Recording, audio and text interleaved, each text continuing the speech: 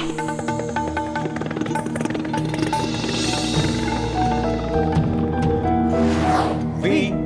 the people of India, having solemnly resolved to constitute India into a sovereign, socialist, secular, democratic republic, and to secure to all its citizens.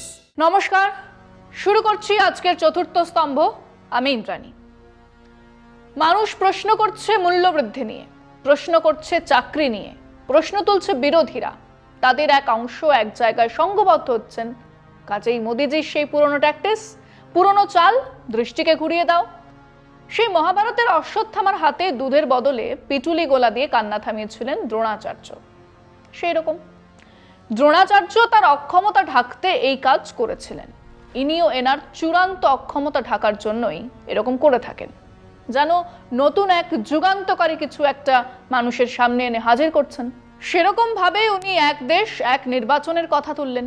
সাধারণত প্রাক্তন রাষ্ট্রপতিকে রাজনৈতিক বিতর্কের মধ্যে ডেকে আনা হয় না, কিন্তু সেই প্রাক্তন রাষ্ট্রপতি রামনাথ কোবিন্দের নেতৃত্বে এক কমিটি তৈরি করে এক দেশ এক নির্বাচন বিষয়টা খতিয়ে দেখার ব্যবস্থা করলেন। দেশ শুদ্ধ লোক যে বিষয় নিয়ে দ্বিধা বিভক্ত, সেই বিষয়ে প্রাক্তন রাষ্ট্রপতিকে টেনে আনা হলো। অবশ্য মোদিজির কাছ থেকে সংসদীয় শিষ্টাচার আশা করাটাও এক বোকামো। তারপরে সেই রিপোর্টকে আনা হলো মন্ত্রিসভার বৈঠকে, পাশ করানো হলো, এখন তা লাগু করার কথা বলছে। আরেকবার মোদির সরকার নিজেদের মুখ পোড়ানোর প্রস্তুতি নিচ্ছে। কিন্তু এটা তো নতুন কিছু নয়। দুটো ল কমিশনে এই বিষয় নিয়ে পুঙ্খানুপুঙ্খ আলোচনা হয়েছে।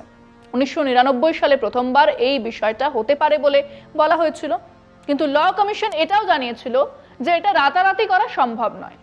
2018 সালে ল কমিশন জানায় যে এটা সম্ভব নয়। এর জন্য আমাদের সংবিধানের বহু অংশে সংশোধন আনতে হবে। সংবিধানের এই কাঠামোতে এই এক দেশ এক নির্বাচন সম্ভব নয়। Personal public grievances law justice দফতরের পার্লামেন্টারি স্ট্যান্ডিং কমিটিতেও এই নিয়ে আলোচনা হয় 2015 সালে। সেখানেও এক দেশ এক নির্বাচনের বদলে দুটো কি তিনটে ভাগে নির্বাচনের কথা বলা হয়েছিল। কিন্তু তারপরেও সংসদ ভেঙে যেতে পারে, কিভাবে সংসদ ভাঙতে পারে তা নিয়েও বিস্তর আলোচনা হয়েছিল। 2018-তে নীতি আয়োগ থেকেও এই বিষয়ে বহু আলোচনা ইত্যাদির পরে জানানো হয় দুবারে নির্বাচন করা সম্ভব, কিন্তু তার জন্য সংবিধান সংশোধন করতে হবে। মোদিজিও এই কথা আজ প্রথমবার বললেন না। 2019-এ 15ই আগস্ট স্বাধীনতা দিবসে বক্তৃতা দেবার সময় এই কথা বলেছিলেন। পুরনো দাঁত, হাজা, এক্সিমার মতো এই চুলকানি আজকের নয়, এটা ফিরে ফিরে এসেছে বহুবার। ভাবখানা হলো দেশ নিয়ে তো কেউ ভাবেনি, মোদিজি একাই ভাবছেন মানুষের কত টাকা খরচ হয় এই রাজ্য আর দিল্লির ইউনিয়ন গভর্নমেন্ট নির্বাচনের জন্য, তাই খরচ বাঁচাতে এই ব্যবস্থা। ভক্তরা সঙ্গে সঙ্গে মাঠে নেমে পড়েছেন। এক দেশে একই সঙ্গে ভোট হবে, দেশে এই প্রথম, জয় মোদিজি, মোদি হ্যাঁ তো মুমকিন হ্যাঁ। তাদেরকে কে বোঝাবে যে দেশ স্বাধীন হওয়ার পরে দুটো নির্বাচন এভাবেই হয়েছে? হ্যাঁ, 1952 আর 1957 সালের নির্বাচনে কেন্দ্র আর রাজ্যের নির্বাচন মোটামুটি একসঙ্গেই হয়েছে, ওই কেরালা বাদ গিয়েছিল। কিন্তু তারপরে কি নেহেরু চক্রান্ত করে সব আলাদা করে দিলেন? না, তা তো নয়। দেশের রাজনৈতিক বাস্তবতাকে মেনে নিয়েই বিভিন্ন সময়ে বিভিন্ন নির্বাচন হতে শুরু করলো। কারণ কোয়ালিশন সরকার হলো, ভাঙলো, নির্বাচিত সরকার এলো, পুরো টার্ম শেষ করার আগেই তা ভাঙলো, কাজেই নতুন করে নির্বাচন করাতে হলো। মানে একই সঙ্গে নির্বাচন হওয়া শৃঙ্খলাটা ভেঙেছে রাজনৈতিক বাস্তবতা মেনে। ফিরছে একটা বিরতির পর, সঙ্গে থাকুন। আজ যদি কিভাবে সম্ভব জানি না, কিন্তু যদি সবটা রাজ্য আর কেন্দ্র সরকারের নির্বাচন একসঙ্গে করে দেওয়াও যায়, কাল সেই বাস্তবতা আবার ফিরে ফিরে আসবে। আবার সরকার ভাঙবে, আবার জোড়াতালি দিয়ে সরকার তৈরি হবে, আবার ভাঙবে, আবার আসবে নির্বাচন অসময়। কাজেই এক দেশ এক নির্বাচন যদি করতেই হয়, তাহলে প্রথম সমস্যা হলো কবে থেকে করা হবে। ধরুন বলা হলো ডিসেম্বর থেকে করা হবে, তাহলে এই যে কাশ্মীর, মহারাষ্ট্র, হরিয়ানাতে যে ভোট হবে, নতুন সরকার হবে, তারা কি করবে, কি হবে? কদিন আগে মানুষ 5 বছরের জন্য নির্বাচিত করেছে যে নতুন সরকারকে, সেই সরকার ভেঙে দিয়ে নতুন নির্বাচন হবে। আমাদের বাংলার কি হবে? আমাদের সরকারের চলার কথা 2026 পর্যন্ত। তার আগে নির্বাচন মেনে নেবে শাসক দল? ধরুন করা হলো, কোনো গ্যারান্টি আছে যে প্রত্যেক রাজ্য সরকার পূর্ণ আর স্পষ্ট সংখ্যাগরিষ্ঠতা পাবে? যদি না পায় সেক্ষেত্রে জোড়াতালি সরকার হবে, আর তার চেষ্টাও যদি না ফল দেয় তাহলে ধরুন সরকার চলল 1 বছর, তারপর দলের মধ্যে মতবিরোধে সরকার পড়ে গেল, কি হবে? বাকি 4 বছর রাষ্ট্রপতি শাসন, মানে সেক্ষেত্রেও 4 বছর রাজ্যের মানুষজন নির্বাচিত সরকার পাবে না। একই বিষয় কেন্দ্রের সরকার নিয়ে হতেই পারে, সেই সরকারও ভাঙতেই পারে। আচ্ছা, এই সহজ সরল বিষয়টা কি মোদিজি জানেন না? নাও জানতেই পারেন। যে মস্তিষ্ক থেকে ডিমনিটাইজেশনের মতো উদ্ভট পরিকল্পনা আসতে পারে, যে মাথা ভাবে মেঘের আড়াল থাকলে রাডারকে ফাঁকি দেওয়া যায়, সেই মাথায় এমন আজগুবি চিন্তা থাকতেই পারে। আর থাকতেই পারে মহান হবার তীব্র বাসনা, কেউ করেনি, আমি করে দেখিয়ে দিলাম, তারপর যা হবে দেশ বুঝবে। কিন্তু আমাকে যদি ব্যক্তিগতভাবে জিজ্ঞেস করেন, তাহলে আমি বলবো যে এটা উনি জানেন। উনি দেশের মানুষের দৃষ্টি অন্যদিকে ফেরাতে চাইছেন।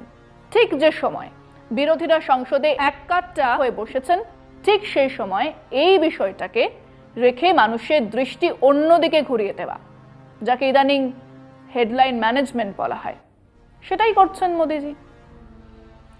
ফিরছি আরো একটা বিরতি নিয়ে, সঙ্গে থাকুন। আবার অন্য আরেকটা বিষয়ও থাকতেই পারে, সেটা আরো সাংঘাতিক। এমনিতেই আরএসএস, বিজেপি, মোদি শাহের এই নির্বাচন, গণতন্ত্র, সংবিধান ইত্যাদি নিয়ে কোনো মাথা ব্যথা নেই।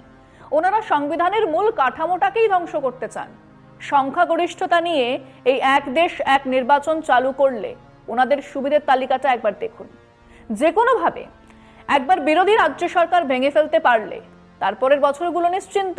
রাজ্যপালের শাসন মানে তো কেন্দ্রের শাসন, তার মানে কেন্দ্রের কথা মেনে চলো, না হলে এমএলএ কিনে বা অন্য যে কোনো অজুহাতে সরকার ভাঙবো। তারপর কোট আনকোট দাড়িওয়ালা রামছাগল থুরি রাজ্যপাল তো আছেনই, তাকে সামনে রেখে রাজ্য শাসন চলবে। 2 নম্বর হলো, রাজ্যে ওনার দলের কেউ না থাকলেও চলবে।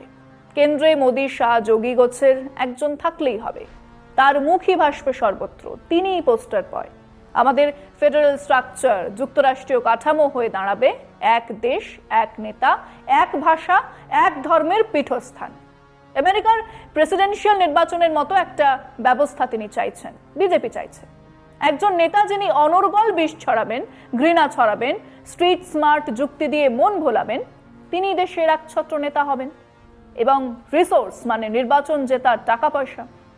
এমনিতে এখনই বিজেপি কর্পোরেট ইলেকট্রাল বন্ডের 95% পেয়ে যাচ্ছে। অন্যদের তুলনায় তার মানি পাওয়ার এত বড় যে কোনো তুলনাই হয় না। সেই তারা 2 হাতে টাকা নিয়ে নামবেন ভোট করাতে, তাদের সামনে বাকি রাজনৈতিক দলগুলোকে বামন মনে হবে। তাই বিজেপি সরকার এই এক দেশ এক নির্বাচন আনতে চায়, সত্যি করেই চায়। এর ফলে তাদের দলেরও সুবিধে, একজন নেতা হলেই চলবে, তার কোনো চ্যালেঞ্জার থাকবে না, তিনিই মুখ, তিনিই মুখোশ। গণতন্ত্রের সমস্ত ধারণা ঠিক উল্টো দিকে দাঁড়িয়ে আছে এই আরএসএস, বিজেপি। তারা আমাদের স্বাধীনতার সংগ্রামে ছিল না, ছিল তো নাই, বরং বিরোধিতা করেছে, বিশ্বাসঘাতকতা করেছে। তারা আমাদের সংবিধানের বিরোধিতা করেছে, আমাদের জাতীয় পতাকা, জাতীয় সঙ্গীতের বিরোধিতা করেছে। আজ তারাই মিলিজুলি হলো সংখ্যাগরিষ্ঠ, এবং সেই সুবাদেই তাদের সংখ্যাগরিষ্ঠতাকে হাতিয়ার করেই দেশের সংবিধানের মূল কাঠামোটাকেই ধ্বংস করতে চায়, তা স্পষ্ট। সেই চেষ্টাকে আরো এক ধাপ এগিয়ে নিয়ে যাওয়ার জন্যই এই এক দেশ এক নির্বাচনের কথা বলা। যারা নিজেরা কোনোদিন কোনো নির্বাচনে বিশ্বাসই করে না, তারা নির্বাচনের কথা বলছে। আপনি কি শুনেছেন কোনো আরএসএস সরসঞ্চালক নির্বাচিত হয়? না, নির্বাচনের কোনো ব্যবস্থা নেই। আপনি কি বিজেপির জাতীয় সভাপতি থেকে শুরু করে কোনো পদাধিকারীকে নির্বাচিত হতে দেখেছেন? কিছুদিন আগেই কংগ্রেস দলের সভাপতির নির্বাচন হয়ে গেল, এর আগেও হয়েছে। বিজেপির হয় না? হয় না, সবটাই মনোনীত।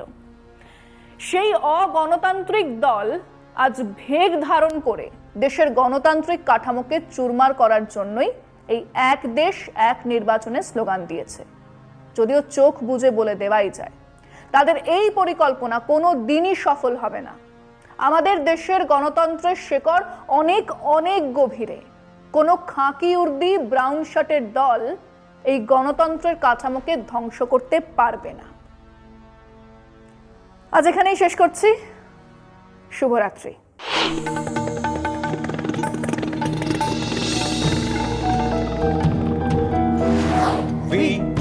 the people of India, having solemnly resolved to constitute India into a sovereign, socialist, secular, democratic republic, and to secure to all its citizens